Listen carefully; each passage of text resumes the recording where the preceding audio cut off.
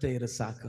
ఒకటి నీ నా జೊತೆలో ఉండు చాలు. ಗಂಟೆ 24 ಗಂಟೆ ಇರಬೇಕು ಅಂತ ಏನಿಲ್ಲ. 24 గంటలు మన జೊತೆలో ఉండాలని లేదు. ಡೈಲಿ ಬೆಳಿಗ್ಗೆ ಎದ್ದಿದ ತಕ್ಷಣ ಟಿವಿ ಮುಂದೆ ಫೋನ್ ಮುಂದೆ ಬಿಟ್ಟು ದೇವರ ಮುಂದೆ ಕೂತ್ಕೊಳ್ಳ್ರಿ. మీ పొద్దున జావాలేసి టీవీ ముందర ఫోన్ ముందర ఇడిసి దేవుని ముందర కూర్చోండి. ದೇವರೇ ನನ್ನ ಸಂಗಡ ಇರಬೇಕೆಂದು ನಿಮ್ಮನ್ನು ಆರಿಸಿಕೊಂಡು. దేవుడు చెప్తాడు మీ నా జೊತೆలో ఉండాలని మిమ్మల్ని ఎంచుకుంటానని. ನನ್ನ ಸಂಗಡ ಇರಬೇಕಂತ. నా సంగడ ఉండాలని.